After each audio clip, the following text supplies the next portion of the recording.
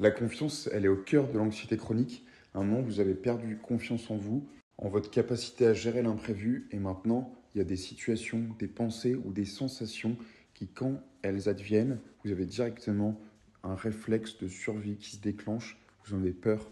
Alors, facile à dire, mais il va falloir déconstruire ces peurs et puis vous y confronter pour vous rendre compte qu'en fait, il n'y a pas de danger. Pour ce qui est des sensations, le sport, ça peut grandement vous aider à reprendre confiance en ces sensations désagréables que vous avez, qui en fait, quand vous allez faire du sport, adviennent aussi, et vous allez pouvoir les rationaliser et faire comprendre à votre corps que avoir le cœur qui accélère, la respiration saccadée, ce n'est pas forcément un signe de crise cardiaque, mais ça peut être tout simplement autre chose, dont l'anxiété. Et du coup, vous allez pouvoir rationaliser plus facilement et puis faire des exercices de respiration quand vous avez un problème, par exemple, une sensation désagréable. Les sentiments, alors les sentiments, il faut les accueillir. Vous pouvez être énervé et ça vous fait peur. Vous pouvez avoir de la frustration et ça vous fait peur. Vous avez l'impression que vous ne savez pas gérer vos émotions. Mais en fait, euh, vous pouvez tout simplement les canaliser. Tout le monde a des émotions très fortes. Vous pouvez les canaliser. C'est parce que vous en avez peur que qu'elles prennent une ampleur telle, mais en fait, vous pouvez apprendre à les canaliser. Encore une fois, bon, bah, le sport, c'est un peu le remède miracle, mais pas que. Hein. Il y a le journaling, écrire, réfléchir à pourquoi vous avez ces émotions. Est-ce que c'est normal? Vous rassurer, toujours être bienveillant.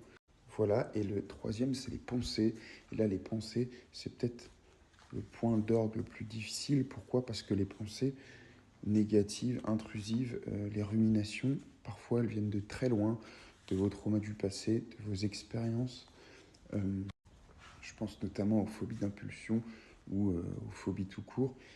Et là, il va falloir probablement travailler en profondeur avec soit vous-même et du journaling, soit un psychologue, pour vous rassurer encore et encore, essayer de remplacer ces schémas de pensée par des choses positives. Au début, dédramatiser ces pensées et puis les modifier progressivement jusqu'à ne plus les avoir. Dernière étape pour ne plus avoir d'anxiété chronique, je suppose, et pour reprendre confiance en vous, en vos sensations, vos émotions, et puis vos pensées et surtout votre capacité à les accepter, les gérer, et voilà.